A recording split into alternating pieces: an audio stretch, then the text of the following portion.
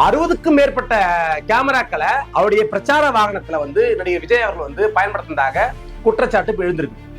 ஜனநாயகம் திரைப்படத்துக்காக ஒரு பெரிய ஒரு கூட்டத்தை வந்து காமிப்பதற்காக ஸ்பெஷலாக ஏற்பாடு செய்யப்பட்டிருந்த கேமராக்கள் எல்லாம் அந்த வண்டியில வந்து பொருத்தப்பட்டிருந்துச்சு.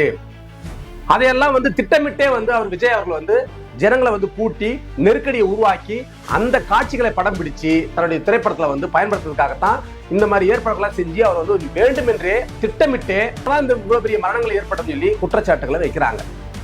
அந்த குற்றச்சாட்டை தாவேகா மறுக்குதுறான்னா தங்களுக்கு இருக்கிற ஃபுட்டேஜ்களை கொடுத்துக்கணும். எங்க கிட்ட வீடியோ ஆதாரம் இருக்குது.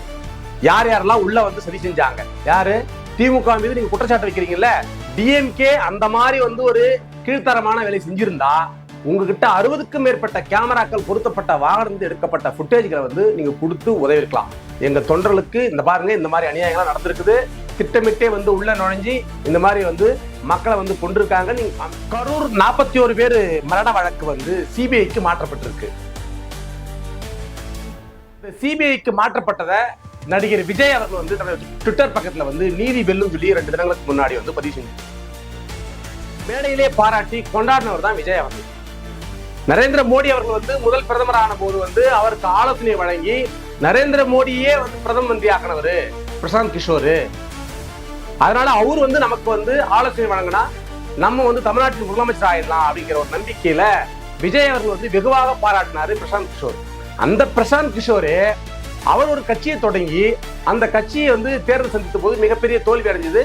இப்ப நடக்க இருக்கிற பீகார் தேர்தல்ல பிரசாந்த் கிஷோருடைய கட்சி வந்து போட்டியிடாது. விஜய் அவர்கள் தேர்தலை சந்திப்பாரா, தனது அரசியல் கட்சியை வந்து கலைச்சிடுவாரா, இல்ல தனது அரசியல் பயணத்தை வந்து தொடருவாரா அப்படிங்கிற விவாதம் எல்லாம் ஒருவேளை நீதி வென்றிருந்தால் இந்த வழக்குல 41 பேர் மரணத்துல தாவேக்காவுடைய முக்கிய பொறுப்பாளர்கள் கைது செய்யப்பட்டிருக்கணும். புஷி ஆனந்த் ஆகட்டும், ஆதவ் அர்ஜுன் ஆகட்டும், நடிகர் விஜய் ஆகட்டும், இவங்க எல்லோருமே கைது செய்யப்பட்டிருக்கணும். தேவேகவுடாவா காங்கிரஸா அப்படிங்கிற போட்டி தான் இருந்தது. ஆனா அவங்க மகன் மீது இருந்த வழக்கு, அவங்க பேரன்கள் மீது இருந்த வழக்கை காரணம் காட்டி அச்சுறுத்தி இன்னைக்கு வந்து ஜேடிஎஸ் வந்து பிஜேபியோட கூட்டணி வைக்க வச்சு இன்னைக்கு அந்த கட்சியை வந்து தடம் தெரியாம இன்னைக்கு வந்து ஒரு 3 சீட்டு கட்சியாக 2 சீட்டு கட்சியாக நீங்க மாத்திட்டாங்க. ஒரு காலத்துல கர்நாடக மண்ணில் 20க்கும் மேற்பட்ட எம்பிக்களை வென்று இந்தியாவுடைய பாரத பிரதமரானவர் தான் தேவேகவுடா. தாவேகாவுடைய தொண்டர்களாகட்டும், தாவேகாவுடைய கட்சி தலைவர்களாகட்டும் இன்னைக்கு என்ன நினைக்கிறாங்க, திமுகவிடம் நாங்க தப்பிச்சிட்டோம், நாங்க வந்து இன்னைக்கு வந்து பிஜேபி எங்களை காப்பாற்றும், உங்களுக்கு எதிரியான பிஜேபி எங்களுக்கு அரணா நிற்கும் அப்படின்னு நீங்க நினைக்கிற. ஆனா கடந்த கால வரலாற்றுல இருந்து நம்ம பார்த்தோம்னா பிஜேபி யாரோடு கூட்டு வைக்குதோ அந்த கட்சியை வந்து கபலீகரம் செய்து ஒண்ணும் இல்லாம செய்யறதுனால பிஜேபியுடைய ஃபார்முலா.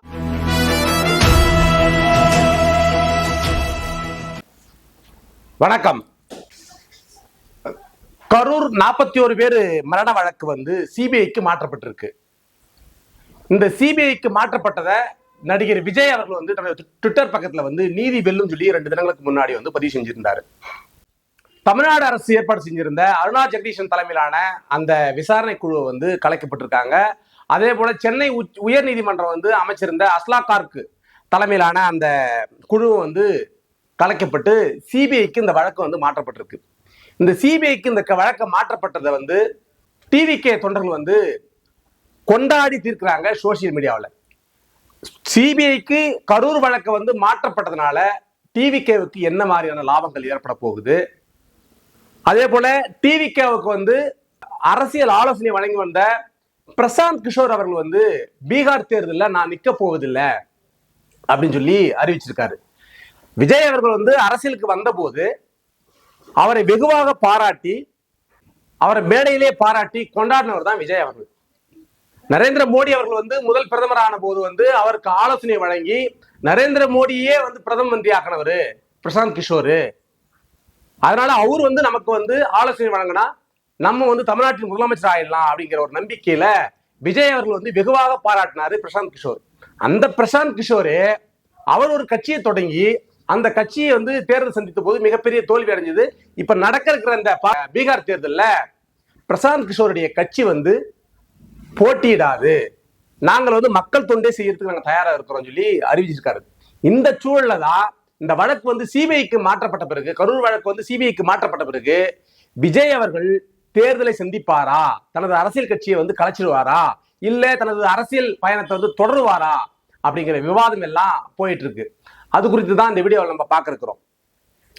கரூர் வழக்கு வந்து பாத்தீங்கன்னா 41 பேர் இறந்த பிறகு அந்த கட்சியை சேர்ந்த முக்கிய பொறுப்பாளர்கள் எல்லாருமே வந்து ஓடி ஒளிஞ்சு கொண்டாங்கன்றத நம்ம ஏற்கனவே ஒரு வீடியோவில் நம்ம பேசியிருக்கோம். உதாரணமா ஆதவ் அர்ஜுனா, புஷி ஆனந்த், நடிகர் விஜய், இன்னும் நிர்மல் குமார் போன்ற முக்கிய ஆளுகள் எல்லாம் வந்து பாத்தீங்கன்னா மரணம் அடைந்த பிறகு அவங்களுக்கு ஆறுதல் சொல்லவோ, அவங்களோட மக்களோட மக்களாக நின்று அவங்களுக்கு வந்து நின்று அவங்களுக்கு வந்து பணிவிடை செய்யவோ, இல்ல இறந்த பணங்களுக்கு வந்து ஒரு இரங்கல் தெரிவிக்கவோ யாருமே கட்சியை சேர்ந்தவங்க இல்லை.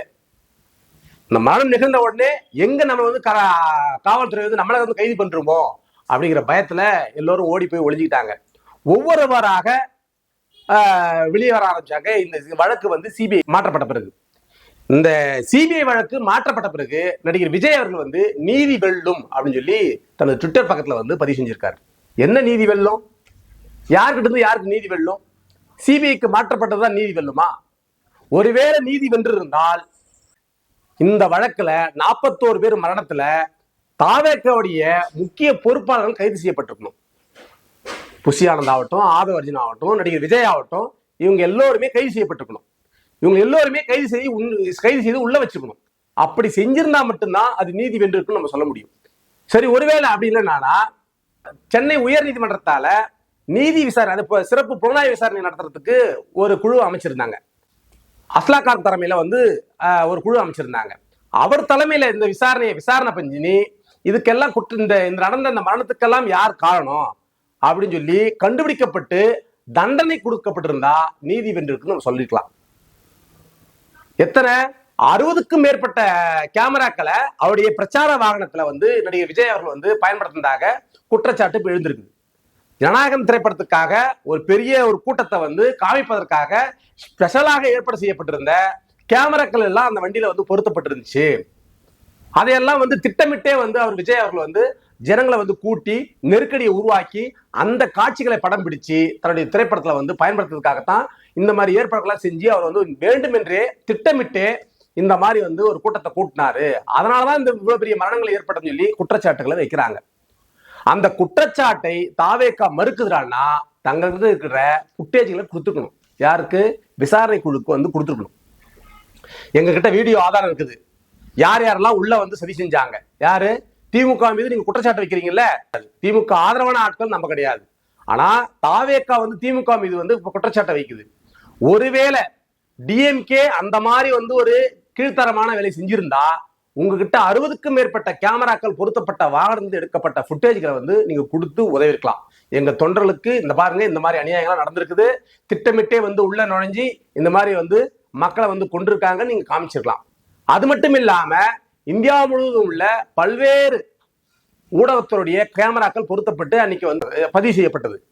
அந்த கேமராக்கள் வந்து எடுக்கப்பட்ட வீடியோக்கள் மூலமாக கூட திமுக செஞ்ச சதியை வந்து அம்பலப்படுத்திருக்கலாம். அது மட்டும் இல்லாம உங்க தொண்டர்கள் எல்லோருமே, அங்க கூடியிருந்த ஆயிரக்கணக்கான தொண்டர்கள் எல்லாருமே தனித்தனியாக கேமரா வந்து அவங்க மொபைல் இருந்து எடுத்தாங்க படங்களை. அந்த படங்கள் மூலமாக கூட நீங்க ஆதாரங்களை காமிச்சு எங்களுக்கு எதிராக சதி செய்யப்பட்டிருக்கு அப்படின்னு காமிச்சு நீங்க நீதியை வந்து பெற்றிருக்கலாம். ஆனா அதெல்லாம் இல்லாம நேரடியாக இந்த வழக்கை வந்து தமிழ்நாடு அரசு விசாரிக்க கூடாது, சென்னை உயர் நீதிமன்றத்தால ஏற்படுத்தப்பட்ட சிறப்பு புலனாய்வு குழுவால விசாரிக்கப்படக்கூடாது அப்படின்னு சொல்லி நீங்க ஒரு மனுவை போட்டு இந்த வழக்கை வந்து சிபிஐக்கு மாற்றிருக்கீங்கன்னா அங்க எங்க நீதி வென்று இருக்கு? சரி, இந்த வழக்கு வந்து சிபிஐக்கு மாற்றப்பட்டதுனால விஜய்க்கு ஏற்பட போன்ற நன்மைகள் என்ன? கடந்த காலங்கள்ல நீங்க இந்தியாவுடைய வரலாறு நீங்க எடுத்து பார்க்கணும். 14க்கும் மேற்பட்ட மாநிலங்கள்ல பிஜேபி அந்த மாநிலங்கள்ல இருந்த கட்சிகளோட கூட்டணி செஞ்சு அந்த கட்சிகள் எல்லாம் எப்படி கபலீகரம் செஞ்சு ஆட்சி அதிகாரத்துக்கு வந்தாங்கன்ற வரலாறு நமக்கு தெரியும்.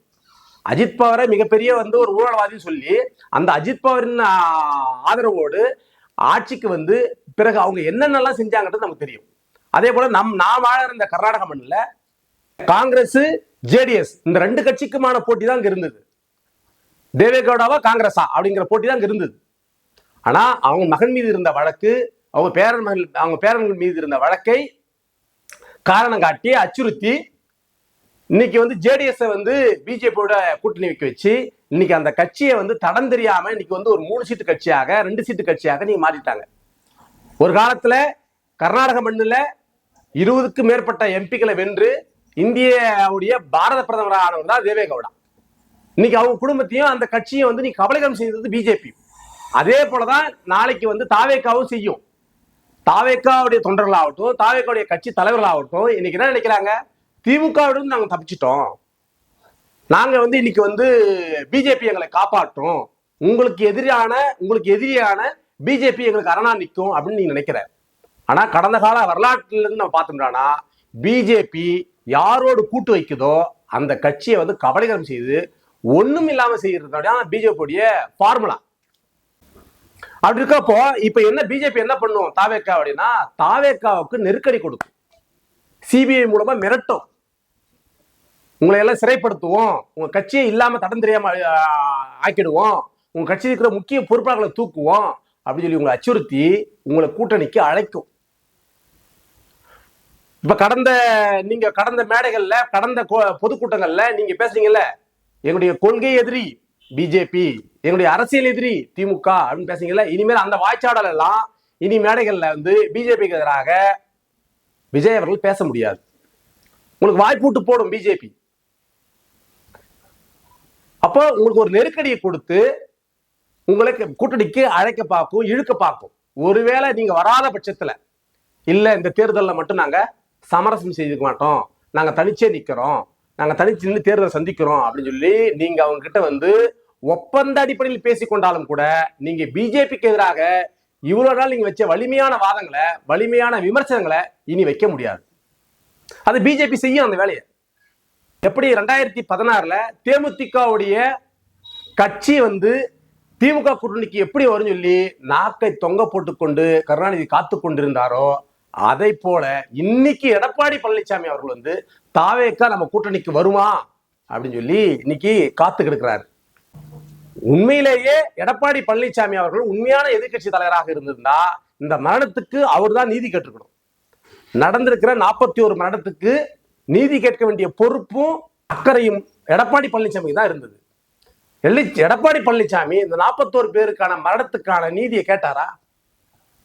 தாவேக்காரன் கூட கேட்க மாட்டான். அந்த அளவுக்கு தாவேக்காக்காக எடப்பாடி பழனிசாமி அதிமுக காரங்க வந்து இன்னைக்கு மல்லு கட்டி கொண்டு கேள்விகளை எழுப்பிட்டு இருக்காங்க திமுக எதிராக.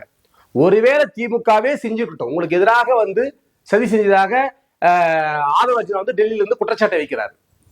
ஒருவேளை திமுக வந்து உங்களுக்கு எதிராக சதி செஞ்சிருந்தா, அவங்கதான் இந்த குற்றங்கள் எல்லாம் செஞ்சிருந்தாங்கன்னா திமுக என்ன பண்ணிருக்கணும், உங்களை எல்லாம் கைது பண்ணி உள்ள வச்சிருக்கணும். அந்த வேலை ஏன் செய்யல?